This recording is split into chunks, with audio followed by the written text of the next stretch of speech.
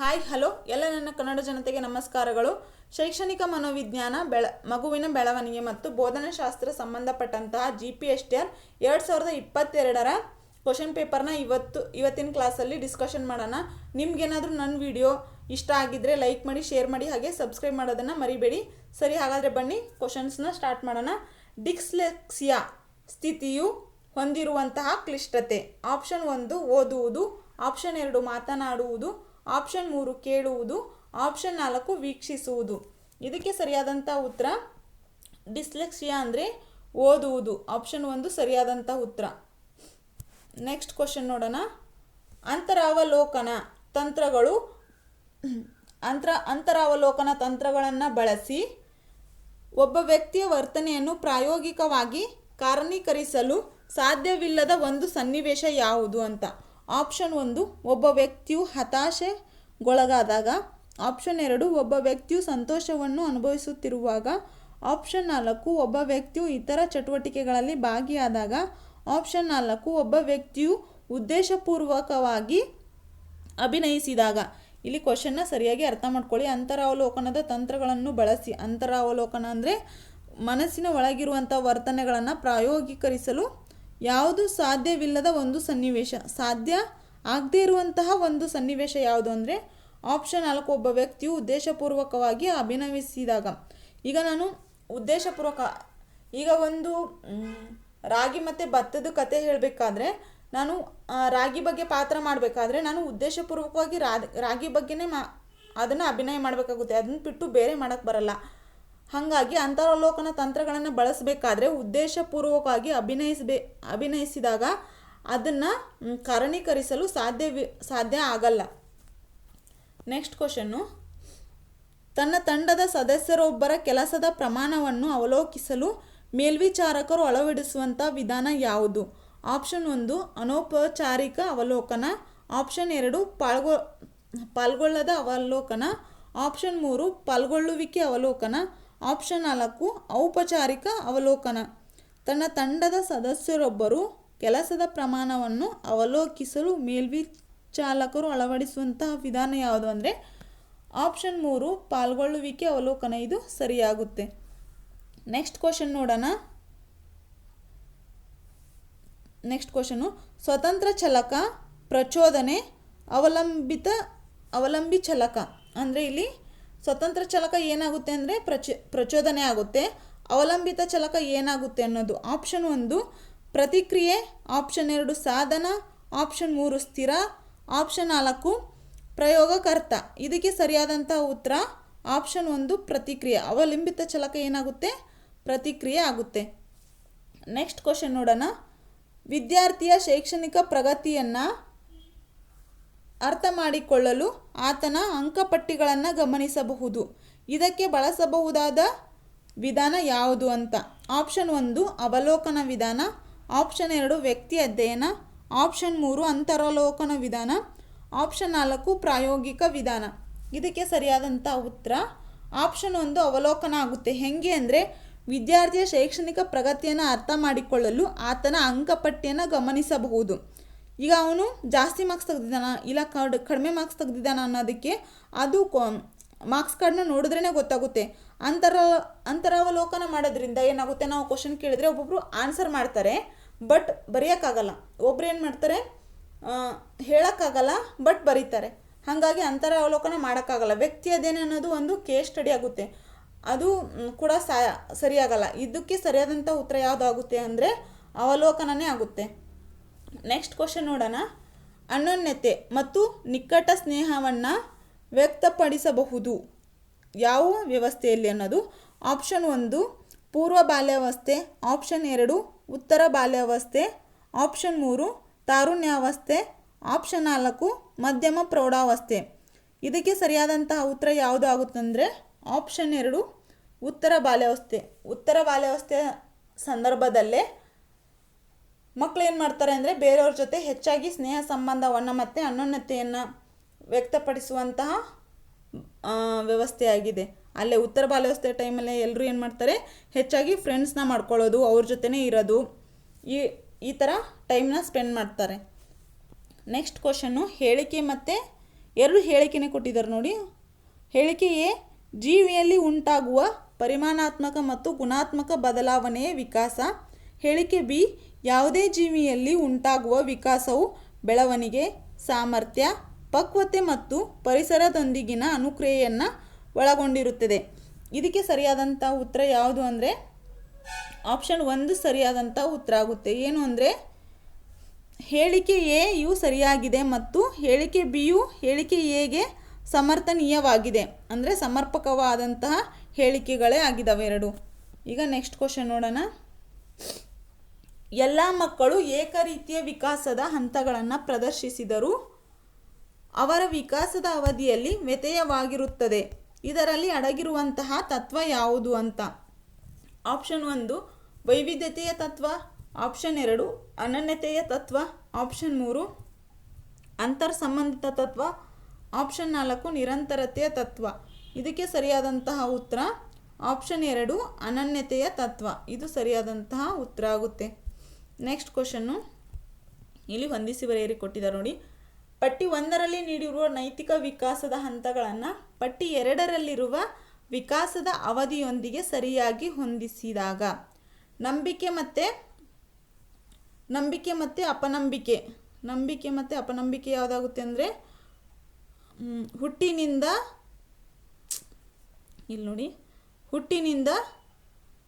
1.5 ವರ್ಷದವರೆಗೂ ನಂಬಿಕೆ ಮತ್ತು ಅಪನಂಬಿಕೆ. ಸ್ವಾಯತ್ತತೆ ವಸಸ್ ನಾಚಿಕೆ ಮತ್ತು ಅವಮಾನ, ಇದು ಯಾವುದಾಗುತ್ತೆ ಅಂದರೆ ಸ್ವಾಯತ್ತ ವಸಸ್ ನಾಚಿಕೆ ಮತ್ತು ಅವಮಾನ, ಇದು 1.5 ವರ್ಷದಿಂದ 3 ವರ್ಷದವರೆಗೂ ಇರುತ್ತೆ. ನೆಕ್ಸ್ಟು ಥರ್ಡ್ ಒನ್ ನೋಡೋಣ. ಉಪಕ್ರಮಿಸುವಿಕೆ ವಸಸ್ ಅಪರಾಧ ಮನೋಭಾವ, ಇದು 3 ವರ್ಷದಿಂದ 6 ವರ್ಷ. ನೆಕ್ಸ್ಟು ಕಾರ್ಯಶೀಲತೆ ವಸಸ್ ಕೀಳರಿಮೆ 6 ವರ್ಷದಿಂದ 12 ವರ್ಷ. ಇದಕ್ಕೆ ಸರಿಯಾದಂಥ ಉತ್ತರ ಯಾವುದು ಅಂದರೆ ಆಪ್ಷನ್ 1 ಫಸ್ಟ್ನೇದ್ದು ಬಿ, 2ನೇದ್ದು ಎ, 3ನೇದ್ದು ಡಿ, 4ನೇದ್ದು ಸಿ. ಇದು ಸರಿಯಾದಂಥ ಉತ್ತರ ಆಗುತ್ತೆ. ನೆಕ್ಸ್ಟ್ ಕ್ವಶನ್ ನೋಡೋಣ. ಒಂದು ಮಗು ತತ್ಕ್ಷಣದಲ್ಲಿ ಸಂಘಶೀಲತೆ ವರ್ತನೆಯನ್ನು ತೋರಿಸಲು ಮುಂದಾಗುತ್ತದೆ. ಈ ವರ್ತನೆಗೆ ಸಹಭಾಗಿತ್ವವಾಗಿರುವ ಸಂವೇದನೆ ಯಾವುದು? ಇದು ಆಪ್ಷನ್ ನೋಡೋಣ. ಆಪ್ಷನ್ 1 ಮಾಲೀಕತ್ವದ ಭಾವ, ಆಪ್ಷನ್ 2 ಸೃಜನಾತ್ಮಕತೆಯ ಭಾವ, ಆಪ್ಷನ್ 3 ಒಂಟಿತನದ ಭಾವ, ಆಪ್ಷನ್ 4 ಭಯದ ಭಾವ. ಇದಕ್ಕೆ ಸರಿಯಾದಂಥ ಉತ್ತರ ಏನು ಅಂದರೆ ಆಪ್ಷನ್ 2 ಸೃಜನಾತ್ಮಕ ಭಾವ. ಇಲ್ಲಿ ಮಗು ತತ್ಕ್ಷಣದಲ್ಲಿ ಸಂಘಶೀಲತೆ ವರ್ತನೆಯನ್ನು ತೋರಿಸಲು ಮುಂದಾಗುತ್ತದೆ ಅಂದರೆ ಇಲ್ಲಿ ಅವನಲ್ಲಿ ಕ್ರಿಯೇಟಿವಿಟಿ ಉಂಟಾಗುತ್ತೆ, ಅದಕ್ಕೆ ಸೃಜನಾತ್ಮಕತೆ ಭಾವ. ಇದು ಸರಿಯಾದಂತಹ ಉತ್ತರ. ನೆಕ್ಸ್ಟ್ ಕ್ವಶನ್ ನೋಡೋಣ. ಭಾಷೆ, ಶಾಲೆ ಅಥವಾ ಪೋಷಕರಿಂದ ಪಡೆಯುವ ತರಬೇತಿ ಮೂಲಕ ಮಗುವಿನಲ್ಲಿ ಉಂಟಾಗುವ ಕಲಿಕೆಗೆ ಒತ್ತು ನೀಡುವ ವಿಕಾಸದ ಒಂದು ಘಟಕಾಂಶ ಯಾವುದು ಅಂತ. ಆಪ್ಷನ್ 1 ಬೆಳವಣಿಗೆ, ಆಪ್ಷನ್ 2 ಪರಿಪಕ್ವತೆ, ಆಪ್ಷನ್ 3 ಅನುಭವ, ಆಪ್ಷನ್ 4 ಸಾಮಾಜಿಕ ಪ್ರಸರಣ. ಇದಕ್ಕೆ ಸರಿಯಾದಂಥ ಉತ್ತರ ಆಪ್ಷನ್ 4 ಸಾಮಾಜಿಕ ಪ್ರಸರಣ. ಅಂದರೆ ಭಾಷೆ, ಶಾಲೆ ಮತ್ತು ಪೋಷಕರಿಂದ ಪಡೆಯುವುದು ಸಾಮಾಜಿಕ ಪ್ರಸರಣಕ್ಕೆ ಒಂದು ಮುಖ್ಯ ಘಟಕಾಂಶನೇ ಆಗಿದೆ. ನೆಕ್ಸ್ಟ್ ಕ್ವಶನ್ ನೋಡೋಣ. ಪಿಯಾಜೆ ಅವರ ಪ್ರಕಾರ ಮಗುವು ನೈತಿಕವೂ ಅಲ್ಲದ ಅನೈತಿಕವೂ ಅಲ್ಲದ ವರ್ತನೆಗಳನ್ನು ತೋರ್ಪಡಿಸುವಂತಹ ನೈತಿಕ ವಿಕಾಸದ ಹಂತ ಯಾವುದು? ಆಪ್ಷನ್ 1 ಸಂಬಂಧ ಭಾವಹೀನ ಹಂತ, ಆಪ್ಷನ್ 2 ಪರಾಧಿಪತ್ಯ ಹಂತ, ಆಪ್ಷನ್ 3 ಸ್ವಯಂ ಅಧಿಪತ್ಯ ಹಂತ, ಆಪ್ಷನ್ 4 ಪರಸ್ಪರಾನುಕ್ರಿಯೆ ಹಂತ. ಇದಕ್ಕೆ ಸರಿಯಾದ ಉತ್ತರ ಯಾವುದು ಅಂದರೆ ಆಪ್ಷನ್ 3 ಸ್ವಯಂ ಅಧಿಪತ್ಯ ಹಂತ, ಆಟೋನಮಿ. ನೈತಿಕವೂ ಅಲ್ಲದ ವರ್ತನೆಯನ್ನು ತೋರ್ಪಡಿಸುವಂಥ ವಿಕಾಸದ ಹಂತ ಯಾವುದು ಅಂದರೆ ಸ್ವಯಂ ಅಧಿಪತ್ಯ ಹಂತವಾಗಿದೆ. ನೆಕ್ಸ್ಟ್ ಕ್ವಶನ್ ನೋಡೋಣ. ಉತ್ತರ ಬಾಲ್ಯದ ಕೊನೆಯ ಹಂತದ ವಿದ್ಯಾರ್ಥಿಗಳ ದೈಹಿಕ ವಿಕಾಸಕ್ಕೆ ಸಂಬಂಧಿಸಿದಂತೆ ಸೂಕ್ತವಲ್ಲದ ಹೇಳಿಕೆಯನ್ನು ಗುರುತಿಸಿ. ಇಲ್ಲಿ ಕ್ವಶನ್ ನೋಡಿ, ಸೂಕ್ತವಲ್ಲದ ಹೇಳಿಕೆ ಅಂತ ಕೊಟ್ಟಿದ್ದಾರೆ. ಆಪ್ಷನ್ 1 ಹಲ್ಲುಗಳು ಶಾಶ್ವತ ಹಲ್ಲುಗಳಿಂದ ಸ್ಥಾನಾಂತರಗೊಳ್ಳುತ್ತದೆ, ಆಪ್ಷನ್ 2 ಕರಕುಶಲ ಕೌಶಲ್ಯವು ವಿಕಾಸಗೊಳ್ಳುತ್ತದೆ, ಆಪ್ಷನ್ 3 ಬಾಲಕರ ಎತ್ತರವು ಬಾಲಕಿಯರ ಎತ್ತರಕ್ಕಿಂತ ಹೆಚ್ಚಾಗಿರುತ್ತದೆ, ಆಪ್ಷನ್ 4 ಬಾಲಕಿಯರ ಎತ್ತರವು ಬಾಲಕರ ಎತ್ತರಕ್ಕಿಂತ ಹೆಚ್ಚಾಗಿರುತ್ತದೆ. ಇದಕ್ಕೆ ಸರಿಯಾದಂಥ ಉತ್ತರ ಆಪ್ಷನ್ 3, ಬಾಲಕರ ಎತ್ತರವು ಬಾಲಕಿಯರ ಎತ್ತರಕ್ಕಿಂತ ಹೆಚ್ಚಾಗಿರುತ್ತದೆ. ಇಲ್ಲಿ ಉತ್ತರ ಬಾಲದ ಕೊನೆ ಹಂತದಲ್ಲಿ ವಿದ್ಯಾರ್ಥಿಗಳಿಗೆ ಸೂಕ್ತವಲ್ಲದ ಹೇಳಿಕೆ ಅಂದರೆ ಹಾಲು ಹಲ್ಲುಗಳು ಶಾಶ್ವತ ಹಲ್ಲುಗಳಿಂದ ಸ್ಥಾನಾಂತರಗೊಳ್ಳುತ್ತೆ, ಇದು ಸರಿ ಇದೆ. ಕರಕುಶಲ ಕೌಶಲ್ಯ ಅವರಲ್ಲಿ ವಿಕಾಸನೂ ಅದು ಆಗುತ್ತೆ. ನೆಕ್ಸ್ಟು ಬಾಲಕಿಯರ ಎತ್ತರವು ಬಾಲಕರ ಎತ್ತರಕ್ಕಿಂತ ಇದು ಸರಿ, ಹಾಗಾಗಿ ಇದು ಸೂಕ್ತ ಹೇಳಿಕೆ ಅಲ್ಲ, ಹಾಗಾಗಿ 3ನೇದು ಸರಿಯಾಗುತ್ತೆ. ಈಗ ನೆಕ್ಸ್ಟ್ ಕ್ವಶನ್ ನೋಡೋಣ. ಹೇಳಿಕೆ ಮತ್ತು ಕಾರಣ, ಇದು ಹೇಳಿಕೆ ಕೊಟ್ಟಿದ್ದಾರೆ ನೋಡಿ. ಹೇಳಿಕೆ ಎ, ಒಬ್ಬ ವಿದ್ಯಾರ್ಥಿಗೆ ನೀವು ಸಮಸ್ಯೆಯನ್ನು ನೀಡಿದರೆ ಅದನ್ನು ಪೂರ್ಣಗೊಳಿಸಲು ಆತನು 3 ಅಥವಾ ಅದಕ್ಕಿಂತ ಹೆಚ್ಚು ದಿನಗಳ ಕಾಲಾವಕಾಶ ತೆಗೆದುಕೊಳ್ಳುತ್ತಾನೆ. ಹಾಗೆ ಪ್ರತಿದಿನವೂ ಅದೇ ಕ್ರಮಾನುಗತಿಯಲ್ಲಿ ಸ್ವಲ್ಪ ಮಾರ್ಪಾಡುಗಳೊಂದಿಗೆ ಸಾಕ್ತಾನೆ. ಹೇಳಿಕೆ ಬಿ, ಕಲಿಯುವ ವಿದ್ಯಾರ್ಥಿಗಳು ಸಾಮಾನ್ಯವಾಗಿ ನಿಧಾನಗತಿಯು ವಿಧಾನವನ್ನು ಒಳಗೊಂಡಂತೆ ವ್ಯವಸ್ಥಿತವಾಗಿ ಹೊಸ ವಿಚಾರಗಳನ್ನು ಗಳಿಸಿಕೊಳ್ಳುತ್ತಾರೆ. ಇಲ್ಲಿ ಹೇಳಿಕೆ ಎ ಮತ್ತು ಬಿ ಎರಡೂ ಸರಿಯೇ ಇದೆ. ಇದಕ್ಕೆ ಸರಿಯಾದಂಥ ಉತ್ತರ ಯಾವುದಾಗುತ್ತೆ ಅಂದರೆ ಆಪ್ಷನ್ 1, ಹೇಳಿಕೆ ಎಯು ಸರಿಯಾಗಿದೆ ಮತ್ತು ಹೇಳಿಕೆ ಬಿಯು ಹೇಳಿಕೆ ಎಗೆ ಪೂರಕನೂ ಆಗಿದೆ. ಅಂದರೆ ಎರಡೂ ಸರಿ ಇದೆ ಮತ್ತು ಬಿಗೆ ಎ ಸರಿಯಾದಂತಹ ಹೋಲಿಕೆಯಾಗಿದೆ. ಈಗ ನೆಕ್ಸ್ಟ್ ಕ್ವಶನ್ ನೋಡೋಣ. ಒಬ್ಬ ಮಗುವು ಇತರರಿಗೆ ತನ್ನಿಂದ ತಪ್ಪಾದಾಗ ಅಪರಾಧ ಮನೋಭಾವವನ್ನು ಅನುಭವಿಸುತ್ತೆ. ಮಗುವಿನ ಈ ವರ್ತನೆಗೆ ಕಾರಣವಾಗುವಂತಹ ವಿಕಾಸ ಯಾವುದು ಅಂತ. ಆಪ್ಷನ್ 1 ಸಾಮಾಜಿಕ, ಆಪ್ಷನ್ 2 ದೈಹಿಕ ವಿಕಾಸ, ಆಪ್ಷನ್ 3 ಭೌತಿಕ ವಿಕಾಸ, ಆಪ್ಷನ್ 4 ಸೌಂದರ್ಯೋಪಾಸನ ವಿಕಾಸ. ಇದು ಸರಿಯಾದಂಥ ಉತ್ತರ ಯಾವುದು ಅಂದರೆ ಆಪ್ಷನ್ 1 ಸಾಮಾಜಿಕ ವಿಕಾಸ.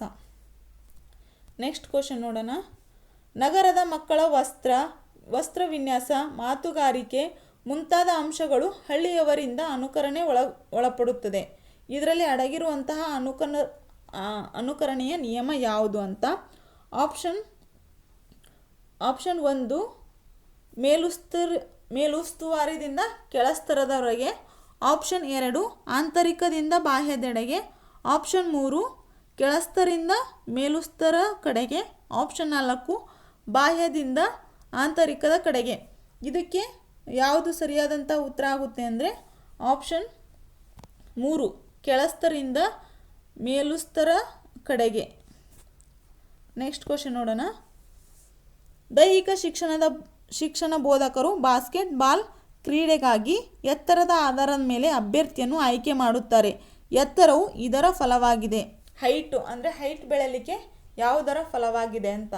ಆಪ್ಷನ್ 1 ಪರಿಸರ, ಆಪ್ಷನ್ 2 ಆನುವಂಶಿಕತೆ, ಆಪ್ಷನ್ 3 ಪಕ್ವತೆ, ಆಪ್ಷನ್ 4 ತರಬೇತಿ. ಇದಕ್ಕೆ ಸರಿಯಾದಂಥ ಉತ್ತರ ಆಪ್ಷನ್ 2 ಆನುವಂಶಿಕತೆ. ಈಗ ನಾವು ಉದಾಹರಣೆಗೆ ಹೇಳ್ತೀವಿ, ಅಪ್ಪ ಹೈಟ್ ಇದ್ದಾನೆ ಹಾಗಾಗಿ ಮಗನೂ ಹೈಟ್ ಬೆಳೆದಿದ್ದಾಳೆ, ಇಲ್ಲ ಮಗಳು ಹೈಟ್ ಬೆಳೆದಿದ್ದಾರೆ ಅಂತೀವಲ್ಲ, ಹಾಗಾಗಿ ಎತ್ತರ ಇವೆಲ್ಲ ಏನು ಆನುವಂಶಿಕವಾಗಿ ಬಂದಿರ್ತವೆ. ಈಗ ನೆಕ್ಸ್ಟ್ ಕ್ವಶನ್ ನೋಡೋಣ. ತರುಣರು ನಿಷ್ಠಾಭಾವವನ್ನು ಇವರೆಡೆಗೆ ಬೆಳೆಸಿಕೊಳ್ಳುತ್ತಾರೆ. ಆಪ್ಷನ್ 1 ಪೋಷಕರು, ಆಪ್ಷನ್ 2 ಒಡ ಹುಟ್ಟಿದವರು, ಆಪ್ಷನ್ 3 ಸಮವಯಸ್ಕರು, ಆಪ್ಷನ್ 4 ಶಿಕ್ಷಕರು. ತರುಣರು ಅಂದರೆ ಯಂಗ್ ಏಜ್ ಇದ್ದವರು ಜಾಸ್ತಿ ಸಮವಯಸ್ಕರೊಂದಿಗೇ ಇರ್ತಾರೆ ಮತ್ತು ಏನೇ ಮನಸ್ಸಲ್ಲಿ ಫೀಲಿಂಗ್ ಆದರೆ ಅವರೊಂದಿಗೇ ಹಂಚ್ಕೊಳ್ಳೋಕ್ಕೆ ಮತ್ತು ಅವರೊಂದಿಗೆ ಇರಲಿಕ್ಕೆ ಪ್ರಯತ್ನ ಪಡ್ತಾರೆ. ನೆಕ್ಸ್ಟ್ ಕ್ವಶನ್ ನೋಡೋಣ. ಅಪರಾಧ ಮತ್ತು ಸಮಸ್ಯೆ ವರ್ತನೆಯ ಇತಿಹಾಸವನ್ನು ಹೊಂದಿರುವ ತರುಣರಲ್ಲಿ ಕಂಡುಬರುವಂತಹ ಸಂಕೇತ ಯಾವುದು. ಆಪ್ಷನ್ 1 ತನ್ನತನದ ಗೊಂದಲ, ಆಪ್ಷನ್ 2 ಋಣಾತ್ಮಕ ಸ್ವಬಿಂಬ, ಆಪ್ಷನ್ 3 ತನ್ನತನದ ಸ್ಥಿತಿ, ಆಪ್ಷನ್ 4 ತನ್ನತನದ ವಿಷಮ ಸ್ಥಿತಿ. ಇಲ್ಲಿ ಅಪರಾಧ ಮತ್ತು ಸಮಸ್ಯೆ ಅಂತ ಬಂದಿದೆ ಅಂದರೆ ಇದಕ್ಕೆ ಸರಿಯಾದಂಥ ಉತ್ತರ ಆಪ್ಷನ್ 4 ತನ್ನತನದ ವಿಷಮ ಸ್ಥಿತಿ ಉಂಟಾಗುತ್ತೆ. ಈಗ ನೆಕ್ಸ್ಟ್ ಕ್ವಶನ್ ನೋಡೋಣ. ವಿದ್ಯಾರ್ಥಿಯು ನೃತ್ಯ ಪ್ರದರ್ಶನದಲ್ಲಿ ಕಣ್ಣು ಮತ್ತು ಕೈಗಳ ಸಮನ್ವಯತೆಯನ್ನು ಬಳಸುತ್ತಾನೆ. ಈ ಪ್ರಕ್ರಿಯೆಗೆ ಕಾರಣವಾಗುವಂತಹ ವಿಕಾಸ ಯಾವುದು. ಆಪ್ಷನ್ 1 ಸ್ನಾಯು ವಿಕಾಸ, ಆಪ್ಷನ್ 2 ಸಂಜ್ಞಾನಾತ್ಮಕ ವಿಕಾಸ, ಆಪ್ಷನ್ 3 ಭೌತಿಕ ವಿಕಾಸ, ಆಪ್ಷನ್ 4 ಸಂವೇದನಾ ವಿಕಾಸ. ಅಂದರೆ ಕೈ ಕಾಲುಗಳ ಮೂಲಕ ಡ್ಯಾನ್ಸ್ ಮಾಡ್ತಾರೆ ಅಂದರೆ ಇಲ್ಲಿ ಆಪ್ಷನ್ 1 ಸ್ನಾಯು ವಿಕಾಸ ಆಗುತ್ತೆ. ಸ್ನಾಯು ವಿಕಾಸ ಇದು ಸರಿಯಾದಂಥ ಉತ್ತರ. Next question. ಶಾಲೆಯಲ್ಲಿ ಮಧ್ಯಾಹ್ನ 3ಕ್ಕೆ ಬಾರಿಸುವ ಗಂಟೆಯ ಶಬ್ದದ ನಂತರ ವಿದ್ಯಾರ್ಥಿಗಳು ಶಾಲೆಯಿಂದ ಹೊರಗೆ ಹೋಗುತ್ತಾರೆ. ಈ ವರ್ತನೆಯ ಸ್ವರೂಪ ಯಾವುದು ಅಂತ. ಆಪ್ಷನ್ 1 ಪಕ್ವತೆ, ಆಪ್ಷನ್ 2 ಸಂವೇಗ, ಆಪ್ಷನ್ 3 ಆಲೋಚನೆ, ಆಪ್ಷನ್ 4 ಕಲಿಕೆ. ಅಂದರೆ ಎಲ್ರಿಗೂ ಗೊತ್ತಿರುತ್ತೆ 3 ಗಂಟೆಗೆ ಬೆಲ್ ಬಾರಿಸಿದ್ರೆ ಸ್ಕೂಲ್ ಬಿಡ್ತು, ಅಂದರೆ ಸ್ಕೂಲಿಂದ ಟೈಮು ಮುಗೀತು ಅಂತ. ಹಾಗಾಗಿ ಏನು ಅಲ್ಲಿ ಕಲಿಕೆ ಉಂಟಾಗುತ್ತೆ. ಆಪ್ಷನ್ 4 ಕಲಿಕೆ ಇದು ಸರಿಯಾದಂತಹ ಉತ್ತರ ಆಗುತ್ತೆ. ನೆಕ್ಸ್ಟ್ ಕ್ವಶನ್ ನೋಡೋಣ. ಪರಿಹಾರ ಸಮಸ್ಯೆಗೆ ತಂತ್ರವಲ್ಲದ್ದು, ಪರಿಹಾರ ಸಮಸ್ಯೆಗೆ ತಂತ್ರ ಅಲ್ಲದೆ ಇರೋದು ಯಾವುದು ಅಂತ. ಆಪ್ಷನ್ 1 ಹಂತ ವಿಭಜನೆ, ಆಪ್ಷನ್ 2 ಸತ್ಯಾನ್ವೇಷಣೆ, ಆಪ್ಷನ್ 3 ಪ್ರಾಯೋಗಿಕತೆ, ಆಪ್ಷನ್ 4 ಸರಾಸರಿ ಅಂತಿಮ ವಿಶ್ಲೇಷಣೆ. ಇದಕ್ಕೆ ಸರಿಯಾದಂಥ ಉತ್ತರ ಯಾವುದು ಅಂದರೆ ಆಪ್ಷನ್ 4 ಸರಾಸರಿ ಅಂತಿಮ ವಿಶ್ಲೇಷಣೆ. ಇದು ಪರಿಹಾರ ಸಮಸ್ಯೆಗೆ ಇರುವಂತಹ ತಂತ್ರ ಅಲ್ಲ. ನೆಕ್ಸ್ಟ್ ಕ್ವಶನ್ ನೋಡೋಣ. ಬೋಧನಾ ಕಲಿಕಾ ಪ್ರಕ್ರಿಯೆಯಲ್ಲಿ ಕಲಿಕೆಯನ್ನು ಪರಿಣಾಮಕಾರಿ ಮಾಡುವಲ್ಲಿ ಶಿಕ್ಷೆಯನ್ನು ಬಳಸಲಾಗುತ್ತದೆ. ಇದನ್ನು ಪ್ರತಿನಿಧಿಸುವುದು ಯಾವುದು ಅಂತ. ಆಪ್ಷನ್ 1 ಕ್ರಿಯಾಪ್ರಸ್ತುತ ಅನುಬಂಧ, ಆಪ್ಷನ್ 2 ಪ್ರಬಲ ಅಪೇಕ್ಷಿ ಶಾಸ್ತ್ರೀಯ ಅನುಬಂಧ, ಆಪ್ಷನ್ 3 ವಿಮುಖ ಶಾಸ್ತ್ರೀಯ ಅನುಬಂಧ, ಆಪ್ಷನ್ 4 ಸಾಮಾಜಿಕ ಕಲಿಕೆ. ಇಲ್ಲಿ ಬೋಧನಾ ಮತ್ತು ಕಲಿಕಾ ಪ್ರಕ್ರಿಯೆಯಲ್ಲಿ ಕಲಿಕೆಯನ್ನು ಪರಿಣಾಮಕಾರಿ ಮಾಡಲಿಕ್ಕೆ ಯಾವ ಶಿಕ್ಷೆನ ಬಳಸ್ತಾರೆ ಅಂದರೆ ಇಲ್ಲಿ ಆಪ್ಷನ್ 2 ಪ್ರಬಲ ಅಪೇಕ್ಷ ಶಾಸ್ತ್ರೀಯ ಅನುಬಂಧವನ್ನು ಬಳಸ್ತಾರೆ. ನೆಕ್ಸ್ಟ್ ಕ್ವಶನ್ ನೋಡೋಣ. ಘಟಕವನ್ನು ಪೂರ್ಣಗೊಳಿಸಿದ ನಂತರ ಶಿಕ್ಷಕರು ನೀಡಿದ ನಿಯೋಜಿತ ಕಾರ್ಯವನ್ನು ವಿದ್ಯಾರ್ಥಿ ಬರೆಯುತ್ತಾನೆ. ಪ್ರಸ್ತುತ ಸನ್ನಿವೇಶದಲ್ಲಿ ಕಂಡುಬರುವಂತಹ ಕಲಿಕೆ ಯಾವುದು ಅಂತ. ಆಪ್ಷನ್ 1 ಅಂತರದೃಷ್ಟಿ, ಆಪ್ಷನ್ 2 ಕ್ರಿಯಾಪ್ರಸ್ತುತ ಅನುಬಂಧನ, ಆಪ್ಷನ್ 3 ಸಾಮಾಜಿಕ ಯತ್ನ ಮತ್ತು ದೋಷ. ಇದಕ್ಕೆ ಸರಿಯಾದಂತಹ ಉತ್ತರ ಯಾವುದು ಅಂದರೆ ಘಟಕವನ್ನು ಪೂರ್ಣಗೊಳಿಸಿದ ನಂತರ ಇಲ್ಲಿ ಏನಾಗುತ್ತೆ ಅಂದರೆ ಆಪ್ಷನ್ 1 ಅಂತರ್ದೃಷ್ಟಿ. ಘಟಕವನ್ನು ಪೂರ್ಣಗೊಳಿಸಿದ ನಂತರ ಶಿಕ್ಷಕ ನೀಡಿದ ನಿಯೋಜಿತ ಕಾರ್ಯವನ್ನು ವಿದ್ಯಾರ್ಥಿ ಬರೀತಾನೆ, ಅಂದರೆ ಅಲ್ಲಿ ಅಂತರ್ದೃಷ್ಟಿಯನ್ನು ಉಂಟಾಗಿರುತ್ತೆ. ಈಗ ನೆಕ್ಸ್ಟ್ ಕ್ವಶನ್ನ ನೋಡೋಣ. ವಸ್ತುಗತ ಮೌಲ್ಯೀಕರಣದ ಸ್ವರೂಪವು ಡ್ಯಾಶ್. ಆಪ್ಷನ್ 1 ಮುಂದಿನ ವರ್ಗಕ್ಕೆ ಮಗುವು ತೇರ್ಗಡೆಯಾಗಿರುವುದನ್ನು ಘೋಷಿಸಲು, ಆಪ್ಷನ್ 2 ಮಗುವು ಏನನ್ನು ಕಲಿತಿದೆ ಎಂದು ತಿಳಿಯಲು, ಆಪ್ಷನ್ 3 ಮಗುವಿನ ವಿಷಯ ಮಂಡನೆಯನ್ನು ತಿಳಿಯಲು, ಆಪ್ಷನ್ 4 ಮಗುವಿನ ವೈಯಕ್ತಿಕ ವ್ಯತ್ಯಾಸ ತಿಳಿಯಲು. ವಸ್ತುವಿನ ಮೌಲ್ಯೀಕರಣ ಮಾಡಿದ್ರೆ ಏನಾಗುತ್ತೆ ಅಂದರೆ ಮಗುವಿನಲ್ಲಿರುವಂಥ ವೈಯಕ್ತಿಕ ವ್ಯತ್ಯಾಸ ತಿಳಿಲಿಕ್ಕೆ ವಸ್ತುಗತ ಮೌಲ್ಯೀಕರಣ ಸಹಾಯ ಆಗುತ್ತೆ. ಇದಕ್ಕೆ ಆಪ್ಷನ್ 4 ಸರಿಯಾದಂತಹ ಉತ್ತರ. ನೆಕ್ಸ್ಟ್ ಕ್ವಶನ್ ನೋಡೋಣ. ಈಗ ವ್ಯಕ್ತಿತ್ವದ ಬೆಳವಣಿಗೆಯಲ್ಲಿ ಹಿರಿಯ ವಿದ್ಯಾರ್ಥಿಗಳ ಮೇಲೆ ದೀರ್ಘ ಪರಿಣಾಮ ಬೀರುವ ಒಂದು ಕಾರಕ ಯಾವುದು. ಆಪ್ಷನ್ 1 ಮನೆಯ ವಾತಾವರಣ, ಆಪ್ಷನ್ 2 ಮನೋಧೋರಣೆ, ಆಪ್ಷನ್ 3 ಸ್ವಯಂ ಪರಿಕಲ್ಪನೆ, ಆಪ್ಷನ್ 4 ಒಡಹುಟ್ಟಿದವರೊಂದಿಗಿನ ಸಂಘರ್ಷ. ಹಿರಿಯ ವಿದ್ಯಾರ್ಥಿಗಳ ಮೇಲೆ ದೀರ್ಘ ಪರಿಣಾಮ ಬೀರುವುದು ಮನೋಧೋರಣೆಯಿಂದ. ಆಪ್ಷನ್ 2 ಇದು ಸರಿಯಾದಂಥ ಉತ್ತರ ಆಗುತ್ತೆ. Next question. ಗಾರ್ನರ್ ಅವರ ಬಹುವೈಖರಿ ಮಾದರಿಯ ಪ್ರಕಾರ ನಿರ್ದಿಷ್ಟ ವೈಖರಿಯ ಕಲಿಕಾರ್ಥಿಗಳ ಸಂಖ್ಯೆ ಎಷ್ಟು ಅಂತ. Option 1 4, option 2 6, option 3 7, option 4 5. Garner ಅವರ ಬಹುವೈಖರಿ ಮಾದರಿ ಎಷ್ಟು ಅಂದರೆ ಆಪ್ಷನ್ 3 7. ಇದು ಸರಿಯಾದಂಥ ಉತ್ತರ. ಈಗ ನೆಕ್ಸ್ಟ್ ಕ್ವಶನ್ ನೋಡೋಣ. ಪಟ್ಟಿ 1ರಲ್ಲಿರುವ ಸೃಜನಾತ್ಮಕ ಆಲೋಚನೆಯ ಘಟಕಗಳು ಮತ್ತು ವಿವರಣೆಗಳನ್ನು ಪಟ್ಟಿ 2ರೊಂದಿಗೆ ಹೊಂದಿಸಿರಿ. ಅಂದರೆ ಇಲ್ಲಿ ಹೊಂದಿಸಿ ಬರೆಯರಿ ಕೊಟ್ಟಿದ್ದಾರೆ. ನೋಡೋಣ ಬನ್ನಿ. ಪಟ್ಟಿ 1 ಮತ್ತು ಪಟ್ಟಿ 2ರಲ್ಲಿ ಏನೇನಿದೆ ಅಂತ. ಇಲ್ಲಿ ಆಪ್ಷನ್ 1 ನಿರರ್ಗಳತೆ. ಇದಕ್ಕೆ ಸರಿಯಾದಂಥ ಉತ್ತರ ಯಾವುದು ಅಂದರೆ ಹೊಸ ಕಲ್ಪನೆಗಳನ್ನು ಸೃಷ್ಟಿಸುವುದು. ಆಪ್ಷನ್ 2 ಇದು ನಮ್ಯತೆ. ಇದು ಯಾವುದು ಅಂದರೆ ದೃಷ್ಟಿಕೋನವನ್ನು ಸುಲಭವಾಗಿ ಬದಲಾಯಿಸ್ಬೋದು ನಮ್ಯತೆಯಿಂದ. ನಮ್ಯತೆ ಅಂದರೆ ಹೊಸದು. ನೆಕ್ಸ್ಟು ಸ್ವಂತಿಕೆ. ಸ್ವಂತಿಕೆಯಿಂದ ಹೊಸತನವನ್ನು ಕಲೀಲಿಕ್ಕೆ ಸಹಾಯ ಆಗುತ್ತೆ. ಇನ್ನು ವಿಸ್ತರಣೆಯಿಂದ ಇತರರ ಕಲ್ಪನೆಗಳ ಮೇಲೆ ನಿರ್ಮಿಸುವುದು. ಇದಕ್ಕೆ ಸರಿಯಾದಂಥ ಉತ್ತರ ಯಾವುದು ಅಂದರೆ ಆಪ್ಷನ್ 4 ಡಿ ಆಗುತ್ತೆ ನೋಡಿ. ಆಪ್ಷನ್ 4 ಡಿ ಇದು ಸರಿಯಾದಂಥ ಉತ್ತರ. ಈಗ ನೆಕ್ಸ್ಟ್ ಕ್ವಶನ್ ನೋಡೋಣ. ಆ್ಯಂಡರ್ಸನ್ ರವರ ವರ್ಗೀಕರಣದಂತೆ ಈ ಕೆಳಗೆ ನೀಡಿರುವ ಜ್ಞಾನದ ಮಟ್ಟಗಳನ್ನು ಅನುಕ್ರಮಿಕವಾಗಿ ಬರೆಯಿರಿ. ಇದು ಅನುಕ್ರಮವಾಗಿ ಬರಿಬೇಕು. ಫಸ್ಟ್ ಒನ್ ಯಾವ್ದು ಬರುತ್ತೆ ಅಂದರೆ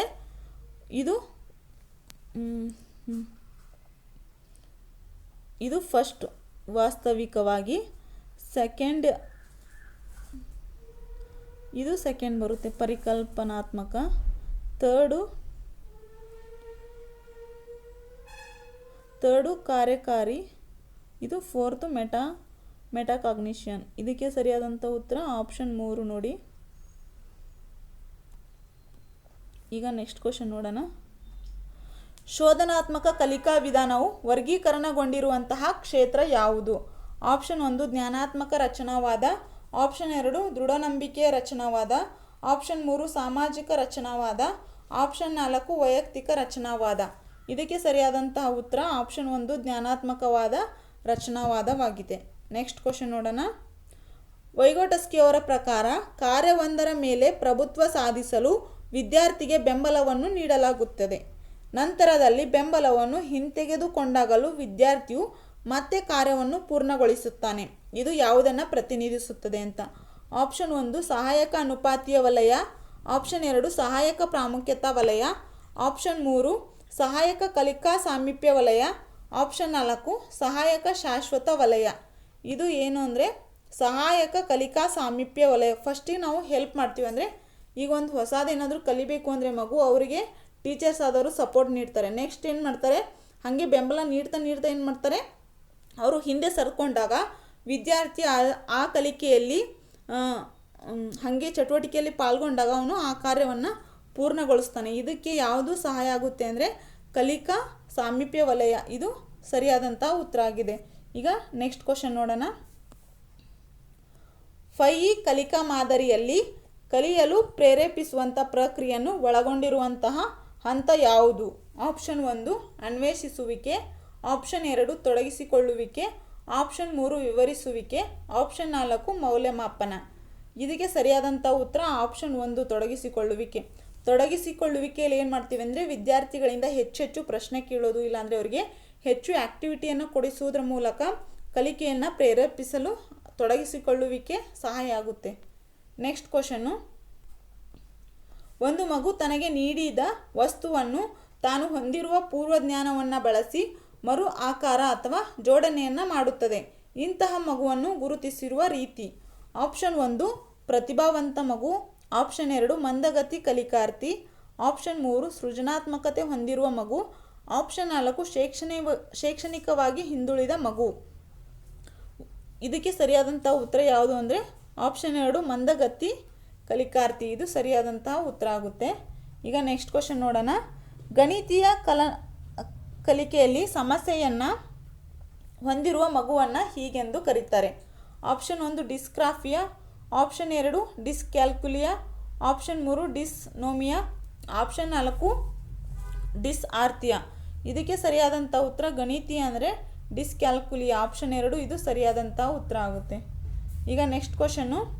ಈ ಕೆಳಕಂಡ ಆಧಾರದ ಮೇಲೆ ಕಲಿಕಾ ನ್ಯೂನತೆಯನ್ನು ಹೊಂದಿರುವ ಮಗುವನ್ನು ಇತರ ಮಕ್ಕಳಿಂದ ಸ್ಪಷ್ಟವಾಗಿ ಭೇದ ಮಾಡಲಾಗಿಲ್ಲ.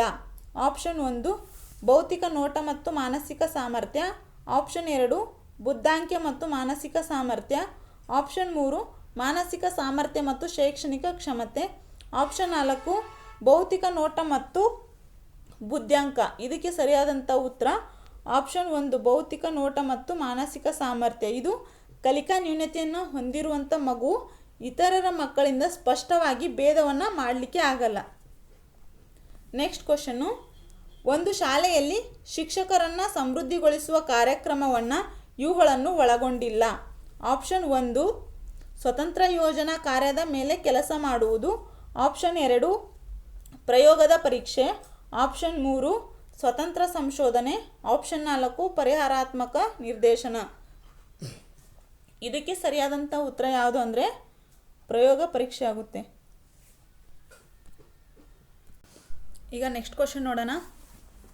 ಶಾಲೆಯಲ್ಲಿ ಒಬ್ಬ ವಿದ್ಯಾರ್ಥಿಯು ಸಾಮಾಜೀಕರಣಗೊಳ್ಳದ ಪ್ರತ್ಯೇಕಿತ ವರ್ತನೆಯನ್ನು ತೋರ್ಪಡಿಸುತ್ತಿದ್ದರೆ ಆ ವಿದ್ಯಾರ್ಥಿಯ ಸ್ವಭಾವ ಯಾವುದು? ಆಪ್ಷನ್ 1 ಅಂತರ್ಮುಖಿ, ಆಪ್ಷನ್ 2 ಬಹಿರ್ಮುಖಿ, ಆಪ್ಷನ್ 3 ಉಭಯಮುಖಿ, ಆಪ್ಷನ್ 4 ಸ್ಥಿರ. ಇದಕ್ಕೆ ಸರಿಯಾದಂಥ ಉತ್ತರ ಯಾವುದು ಅಂದರೆ ಆಪ್ಷನ್ 1 ಅಂತರ್ಮುಖಿ. ಇದು ಸರಿಯಾದಂತಹ ಉತ್ತರ ಆಗುತ್ತೆ. ಈಗ ನೆಕ್ಸ್ಟ್ ಕ್ವಶನ್ ನೋಡೋಣ. ಐಸೆಂಕ್ರವರ ಪ್ರಕಾರ ವ್ಯಕ್ತಿತ್ವದ 4 ಮೂಲಭೂತ ವಿಧಗಳು ಯಾವುದು ಅಂತ. ಐಸೆಂಕ್ ಅವರ ಪ್ರಕಾರ ವ್ಯಕ್ತಿತ್ವದ 4 ಮೂಲಭೂತ ವಿಧಗಳು ಯಾವಂತ. ಆಪ್ಷನ್ 1 ಪಕ್ವತೆ, ಬುದ್ಧಿಶಕ್ತಿ, ವಿಶ್ವಾಸಾರ್ಹ, ಸ್ಥಿರ. ಆಪ್ಷನ್ 2 ರೂಢಿಗತ, ದೃಢವಾದ, ಅಸ್ಥಿರ, ನಿಖರ.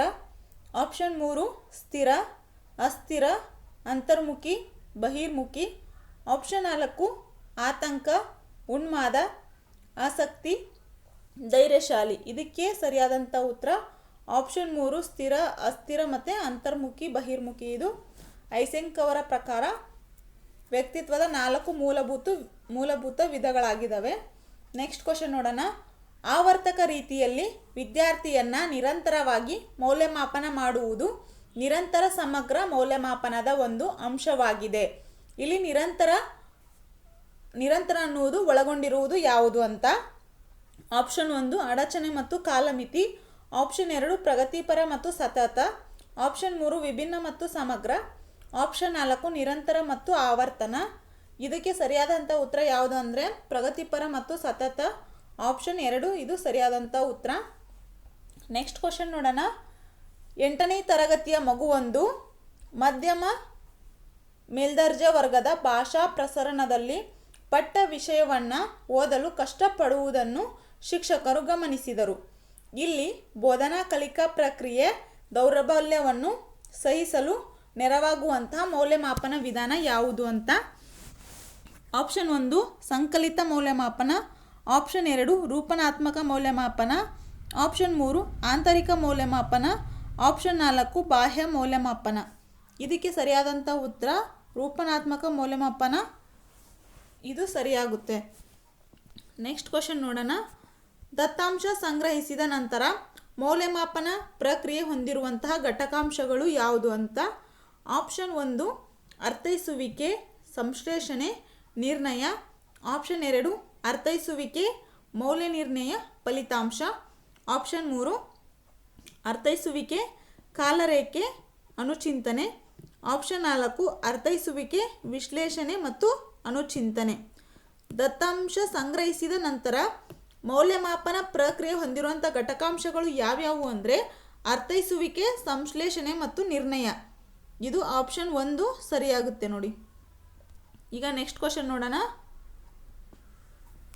ಪರೀಕ್ಷೆ ಮತ್ತು ಅವಲೋಕನದ ಮುಖಾಂತರ ದತ್ತಾಂಶವನ್ನು ಸಂಗ್ರಹಿಸಿ ಮೌಲ್ಯ ನಿರ್ಣಯದೊಂದಿಗೆ ವರ್ತನೆಯ ವಿಶ್ಲೇಷಣೆಯನ್ನು ಮಾಡಿ ಗುರುತಿಸುವಂತಹ ಪದ ಪ್ರಯೋಗ ಯಾವುದು ಅಂತ. ಆಪ್ಷನ್ 1 ಮೌಲ್ಯ ನಿರ್ಧಾರಣ. ಆಪ್ಷನ್ 2 ಮೌಲ್ಯೀಕರಣ. ಆಪ್ಷನ್ 3 ನಿರ್ಣಯ. ಆಪ್ಷನ್ 4 ನಿರ್ಧಾರ. ಇದಕ್ಕೆ ಸರಿಯಾದಂಥ ಉತ್ತರ ಆಪ್ಷನ್ 1 ಮೌಲ್ಯ ನಿರ್ಧಾರ ಸರಿಯಾಗುತ್ತೆ ನೋಡಿ. ಇದು ನಿರ್ಧಾರನ ಅಂತ ಕೊಟ್ಟಿದ್ದಾರೆ. ನೆಕ್ಸ್ಟ್ ಕ್ವಶನ್ ನೋಡೋಣ. ಶೈಕ್ಷಣಿಕ ಉದ್ದೇಶದ ವರ್ಗೀಕರಣದಲ್ಲಿ ಕಲಿಕಾ ವರ್ತನ ರೂಪ ಹೋಲಿಕೆಗೆ ಸಂಬಂಧಿಸಿದ್ದು ಯಾವುದು ಅಂತ. ಆಪ್ಷನ್ 1 ಸ್ಮರಿಸುವಿಕೆ. ಆಪ್ಷನ್ 2 ಅರ್ಥೈಸುವಿಕೆ. ಆಪ್ಷನ್ 3 ಅನ್ವಯಿಸುವಿಕೆ. ಆಪ್ಷನ್ 4 ವಿಶ್ಲೇಷಣೆ.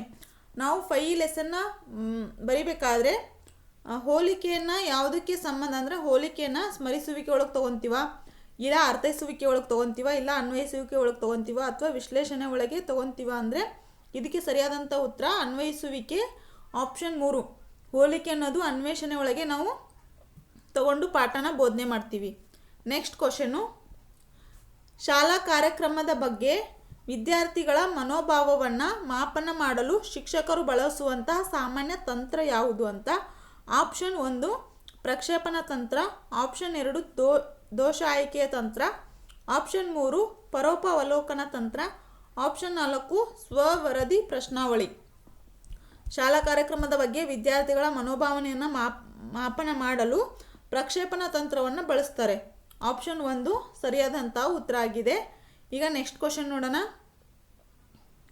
ಉತ್ತಮ ವಾರ್ಷಿಕ ಸಾಧನಾ ಪರೀಕ್ಷೆಯನ್ನು ಸಿದ್ಧಪಡಿಸಲು ಅನುಸರಿಸಬೇಕಾದಂತಹ ಕ್ರಮ ಯಾವುದು ಅಂತ. ಆಪ್ಷನ್ 1 ಪರೀಕ್ಷೆಯಲ್ಲಿ ನೀಡಲಾದ ಕ್ಲಿಷ್ಟತೆಯ ಮಟ್ಟದ ಪ್ರಾಮುಖ್ಯತೆಯನ್ನು ನಿರ್ಧರಿಸುವುದು. ಆಪ್ಷನ್ 2 ಪರೀಕ್ಷಿಸಬಹುದಾದ ವಿವಿಧ ಉದ್ದೇಶಗಳ ಪ್ರಾಮುಖ್ಯತೆಯನ್ನು ನಿರ್ಧರಿಸುವುದು.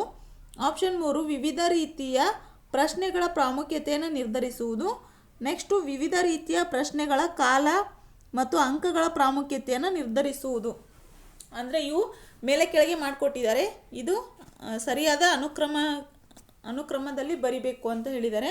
ಇದರೊಳಗೆ ಯಾವ್ದು ಸರಿಯಾಗುತ್ತೆ ಅಂತ ನೋಡೋಣ ಬನ್ನಿ. ಪರೀಕ್ಷಿಸಬಹುದಾದ ವಿವಿಧ ಉದ್ದೇಶಗಳ ಪ್ರಾಮುಖ್ಯತೆಯನ್ನು ನಿರ್ಧರಿಸುವುದು ಇದು ಫಸ್ಟ್ ಆಗುತ್ತೆ. ಅಂದರೆ ಆ ಉದ್ದೇಶಗಳ ಪ್ರಾಮುಖ್ಯತೆ ಏನು ಅನ್ನೋದನ್ನು ನಿರ್ಧರಿಸಬೇಕಾಗುತ್ತೆ. ನೆಕ್ಸ್ಟು ಅದರ ಪ್ರಾಮುಖ್ಯತೆಯನ್ನು ನಿರ್ಧರಿಸಬೇಕು. ಆ ಪ್ರಶ್ನೆಗಳ ಪ್ರಾಮುಖ್ಯತೆ ಅಂದರೆ ಇದು ಸೆಕೆಂಡ್ ಆಗುತ್ತೆ. ನೆಕ್ಸ್ಟು ಆ ಪ್ರಶ್ನೆಗಳ ಕಾಲ ಮತ್ತು ಅಂಕಗಳ ಪ್ರಾಮುಖ್ಯತೆಯನ್ನು ನಿರ್ಧರಿಸುವುದು ಇದು ನೆಕ್ಸ್ಟ್. ಲಾಸ್ಟ್ ಒನ್ನು ಇದಾಗುತ್ತೆ ನೋಡಿ. ಹಾಗಾದರೆ ಪರೀಕ್ಷೆಯಲ್ಲಿ ನೀಡಲಾದ ಕ್ಲಿಷ್ಟತೆ ಮಟ್ಟದ ಪ್ರಾಮುಖ್ಯತೆಯನ್ನು ನಿರ್ಧರಿಸುವುದು ಇದು ಲಾಸ್ಟು. ಇದಕ್ಕೆ ಯಾವುದು ಸರಿ ಅಂದರೆ ಆಪ್ಷನ್ 2 BCDA ಇದು ಸರಿಯಾದಂಥ ಉತ್ತರ ಆಗುತ್ತೆ ನೋಡಿ. ನೆಕ್ಸ್ಟ್ ಕ್ವಶನ್ ನೋಡೋಣ. ನಿಗದಿತ ಸಮಯದಲ್ಲಿ ನೇಮಿತ ಕಾರ್ಯವನ್ನು ಸಲ್ಲಿಸಿದ ವಿದ್ಯಾರ್ಥಿಯನ್ನು ತರಗತಿಯ ಶಿಕ್ಷಕರು ಶ್ಲಾಘಿಸಿದರು. ಶಿಕ್ಷಕರು ಬಳಸಿದಂತಹ ನಿಯಮ ಯಾವುದು ಅಂತ. ಆಪ್ಷನ್ 1 ಪುನರಾವರ್ತನೆ ಮತ್ತು ಅಭ್ಯಾಸ. ಆಪ್ಷನ್ 2 ಹಿಮ್ಮಾಯಿತಿ ಮತ್ತು ಪುನರ್ಬಲನ. ಆಪ್ಷನ್ 3 ಸೃಜನಾತ್ಮಕತೆಯನ್ನು ಬೆಂಬಲಿಸುವುದು. ಆಪ್ಷನ್ 4 ಇಂದ್ರಿಯಗಳಿಗೆ ತರಬೇತಿಯನ್ನು ನೀಡುವುದು.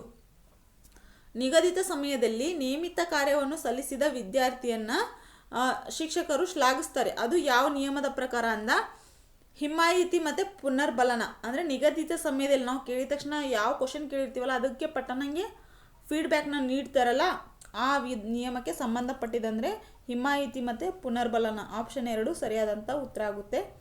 ನೆಕ್ಸ್ಟ್ ಕ್ವಶನ್ ನೋಡೋಣ. ಈ ಕೆಳಗೆ ನೀಡಿರುವ ಆಯ್ಕೆಗಳಲ್ಲಿ ಸೂಕ್ತವಾದ ಬೋಧನಾ ಕ್ರಮದ ಆಯ್ಕೆಯು ಯಾವುದು ಅಂತ. ಆಪ್ಷನ್ 1 ಮೂರ್ತದಿಂದ ಅಮೂರ್ತದೆಡೆಗೆ. ಆಪ್ಷನ್ 2 ತಾರ್ಕಿಕದಿಂದ ಮನೋವೈಜ್ಞಾನಿಕದೆಡೆಗೆ. ಆಪ್ಷನ್ 3 ಅನುಗಮನಾತ್ಮಕದಿಂದ ನಿಗಮನಾತ್ಮಕದವರೆಗೆ. ಆಪ್ಷನ್ 4 ವಾಸ್ತವದಿಂದ ಪ್ರತಿನಿಧಿಸುವುದರವರೆಗೆ.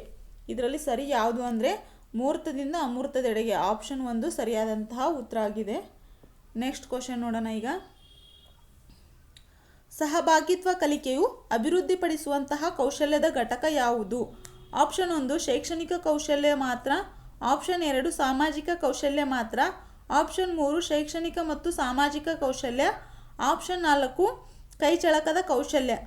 ಸಹಭಾಗಿತ್ವ ಕಲಿಕೆಯು ಅಭಿವೃದ್ಧಿಪಡಿಸುವಂಥ ಕೌಶಲ್ಯ ಅಂದರೆ ಶೈಕ್ಷಣಿಕ ಮತ್ತು ಸಾಮಾಜಿಕ ಕೌಶಲ್ಯ. ಇದು ಸರಿಯಾಗುತ್ತೆ ನೋಡಿ. ನೆಕ್ಸ್ಟ್ ಕ್ವಶನ್ ನೋಡೋಣ. ಅನುಗಮನ ವಿಧಾನವು ಒಳಗೊಂಡಿರುವಂತಹ ತತ್ವಗಳು ಯಾವುದು ಅಂತ. ಅನುಗಮನ.